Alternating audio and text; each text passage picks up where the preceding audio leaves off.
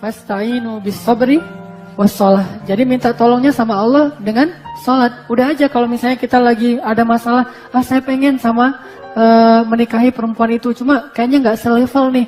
Udah biar selevel sholat gitu. Bukan biar selevel terus kita caper atau pakai berbagai macam pencitraan. Enggak, sholat aja. Nanti Allah akan buat jalan-jalan yang min haitsu la yahtasib, tak terduga-duga.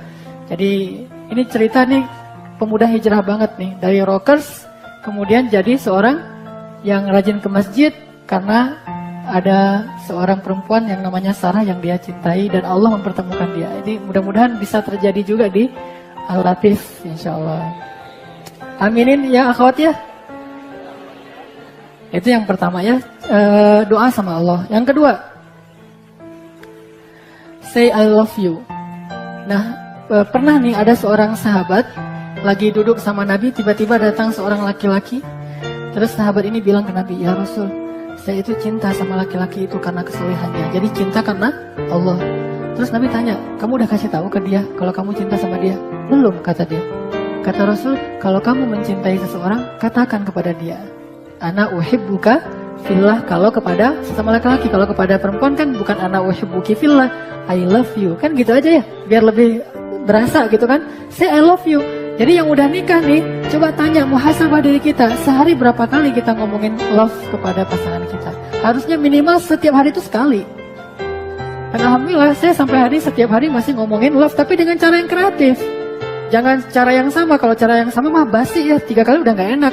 Coba yang kreatif, mikirin, oh hari ini saya pengen ngomongin love-nya itu, tiba-tiba pas dia keluar rumah di sendal tuh ada kalimat I love you misalnya gitu. Di sendal gitu ya.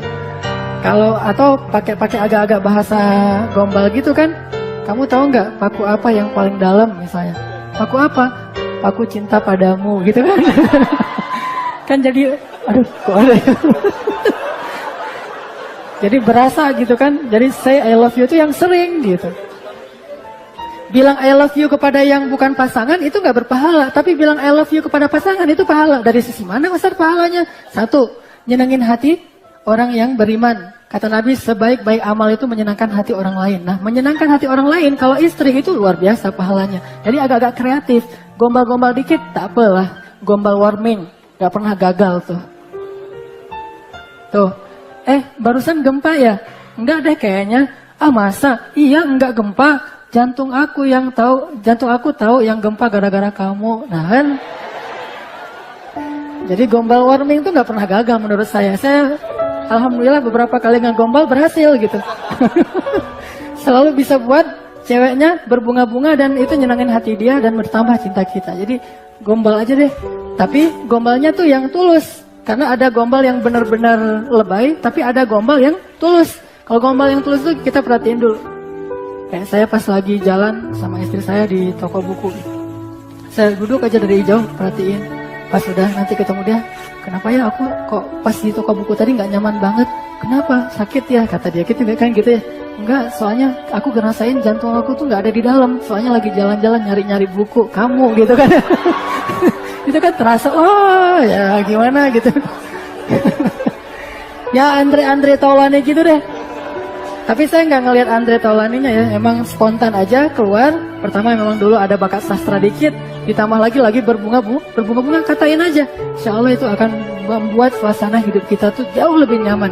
Dan Nabi itu ngegombal dengan Aisyah, cuma gombalnya Nabi dengan Aisyah itu bentuknya beda. Karena emang Rasulullah gombalnya Nabi ke Aisyah misalnya, ini gombal dalam makna positif ya. Nabi manggil Aisyah, ya Humaira, hai perempuan yang wajahnya merah-merah gitu kan, itu gombal banget. Terus ya Aish, kalau kata orang Sunda apa? Ya Aish, kan itu ya Aish itu yang cantiknya itu luar dalam gitu. Jadi bahasa-bahasa gombal warming ini harus jadi dilatih dari sekarang nih latihannya.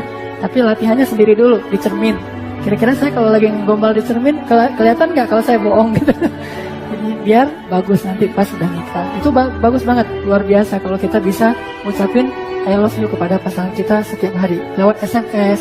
Tapi yang luar biasa juga tuh bisa lewat bunga. Kenapa? Kata para ulama, bunga bagi perempuan adalah sihir. Bunga untuk perempuan itu adalah sihir. Hampir tidak ada perempuan yang gak suka bunga. Jadi kalau kalian pengen nyihir cewek, pakai bunga. Tapi cewek yang dimaksud di sini adalah istri. Jadi kasih bunga. Saya pernah tuh agak-agak lucu sih. Saya bawa pulang bunga mawar pas lewat di Unpad tuh, lagi banyak jualan bunga tuh. Saya beli. Pas saya bawa pulang ke rumah, memang timingnya nggak jelas sih. Timingnya pas istri saya lagi pindahan rumah. Kasih bunga, coba bayangin tuh. Lagi pindahan rumah, ada bunga nih di jalan, beli deh. Lalu pas sampai di rumah, yang ada kejutan buat kamu. Apaan? Udah tutup mata dulu aja. Tapi udah pasti tahu lah, pasti hadiah biasa-biasa aja. Karena saya nggak sanggup beli yang mahal-mahal.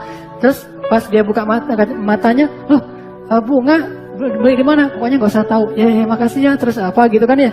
Apanya nggak usah dijelasin. Nah udah gitu kan lagi repot tuh pindah-pindahan, ngepek barang.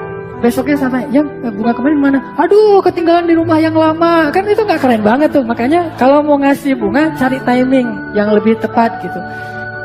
Pas lagi ulang tahun atau apalah. Jangan setiap hari ngasih bunga. Emangnya saya tukang kebun, kata istri kita. Ya, itu gombal warming. Nah, ini penting nih. Jaga pandangan. Terutama buat yang udah nikah. Kenapa? Ternyata bener. Orang kalau misalnya dia keseringan ngelihat gitu, bandingin, itu nggak akan bagus rasanya untuk cinta dia kepada pasangan dia. Jadi kalau kita pengen ngerasain cinta yang berbunga-bunga, jangan terlalu banyak ngelihat cewek yang lain deh gitu. Udah lihat aja cewek